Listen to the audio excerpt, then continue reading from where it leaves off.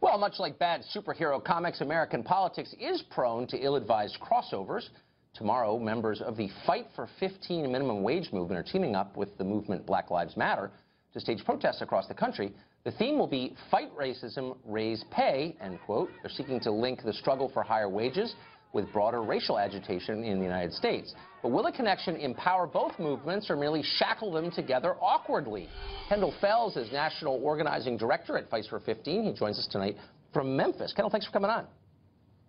Hey, Tucker, thanks for having us on the eve of the 49th anniversary of Dr. Martin Luther King's assassination. Tomorrow we're going to lift and highlight the economic and racial injustices here in this country the same way that I'm sorry? No, that's right, April 4th. That's exactly right. Yeah, absolutely. The same way that Martin Luther King Jr. did, and we're going to link these two movements up, and we're going to highlight all the things that we've been doing in this country for the 20 million workers who have received wage increases. Right. Okay. That's interesting. I'm always for higher wages, and I'm not even here to make a case against raising the minimum wage. I think you can make a case for it.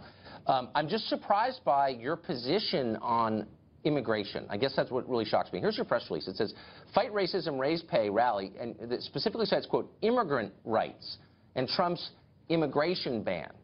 Now, given that there's a lot of economic data that show conclusively that large-scale low-wage immigration lowers wages for American workers, how in the world did you wind up advocating for immigration rights? What does that have to do with wages?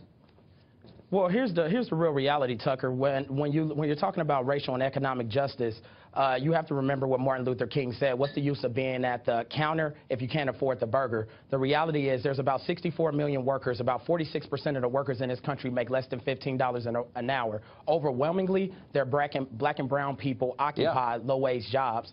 60% of Latinos make less than $15 an hour. About 52% of black workers make less than $15 an hour. Until all workers in this country, whether they're Latino, black, white, woman or man, are making a livable wage, we're not going to be able to get the economic engine of this country going. And that's why states like Texas and North Carolina and Hawaii and Chicago and Illinois, so on and so forth, are in the process of trying to raise wages to $15 because there's not a single city in this country where you can live for less than $15 an hour. Well, Kendall, I'm not actually disagreeing with you, but let me just re-ask my question. So there was a Harvard study not long ago that showed that low-skilled immigration, legal and illegal, lowered wages for American workers by about $402 billion a year. So if you have a lot of people willing to work for less, wages don't go up, they go down.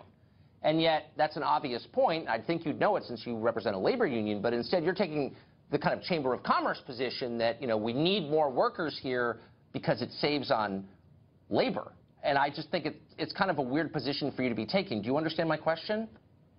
I understand your question clearly, but what I'm saying is I think that the actual issue that your viewers really want to know about is the $150 billion a year that your viewers are paying in order to subsidize companies like McDonald's and companies like Walmart. Yeah, that's true. Because their workers live in poverty. But Tucker, whether they're immigrant workers, black workers, or white workers, they live in poverty, so they're on public assistance. So they're on food stamps, they're in subsidized housing, and your viewers are the ones that are footing the bill while McDonald's makes off with $5 billion a year, Tucker. I actually agree with you on that, Kendall. But again, I'm just going to ask you a third time. How does it make it better to bring in people from third world countries who are willing to work for much less? They will always keep wages down. Unions used to understand this. They were against wide-scale immigration because it hurt their own members.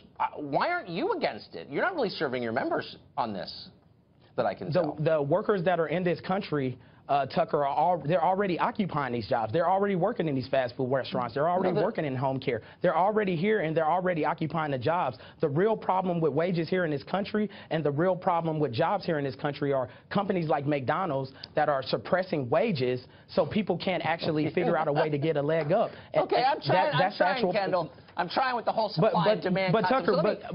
Let me ask you this. Tucker, listen, Tucker, I understand your question, but what I'm saying is these workers are already here in this country, Tucker. So what's happening is these immigrant workers are actually, companies are trying to pay them under the table. They're trying to pay them less than... Look, in states, in Arizona, for example, when the state started enforcing the law that says only people here legally can work, it had a rising effect on low-end wages because there were fewer people undercutting the value of labor, right? I mean, this is just like, you don't get it, obviously, for whatever reason. Let me ask you a question. So you make $150,000 a year. I looked up, the labor statistics are public. How'd you get a job like that? And, like, do you have tips for people on how to do that at such a young age? I think that's like 10 times what the average minimum wage worker makes a year. It's a lot. Yeah, well, we can talk about, well, Tucker, we can talk about how much I make. Obviously, that's public information, but I think the real question is, what has the Fight for 15 movement? How'd you do that? Well, wait, hold on. But Tucker, I'm the organizing.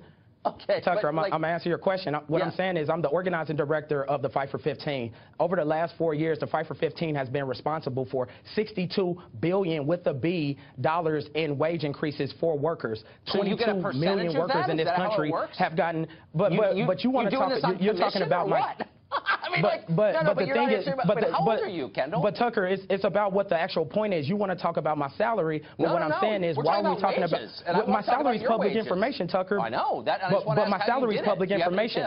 But Tucker, what do you have to say about the 22 million workers that have been able to receive a wage increase? So mothers that have had Thanksgiving for the first time, fathers that's been able to give their kids Christmas gifts for the first time. But you would rather have a conversation about my salary. No, I spend a lot of time on this show talking to people about ways to make wages higher. I think it's really important. And as the left is spending its time on transgender bathrooms, I want to talk about wages because I think it's meaningful. And I agree with you on that. I'm just merely asking, like, how do you make $150,000 a year when you're fighting for minimum wage? It seems like a pretty cool trick. And if you have tips for other people who don't make much, maybe you could pass them on, but you don't want to. You should write a book about it, though. Well, I don't mind passing it on, but I think what your viewers really care about. Look, Tucker, 46% of the workers in this country make less than $15 an hour. Those are your viewers. Those are the people that are watching this show. So while they're on public assistance and they're not able to feed their kids, we're supposed to talk about myself. So it seems like the better conversation is. It's just kind of interesting, but you don't think so, and I understand. Kendall, thanks for joining us. I appreciate it. All right, thanks a lot.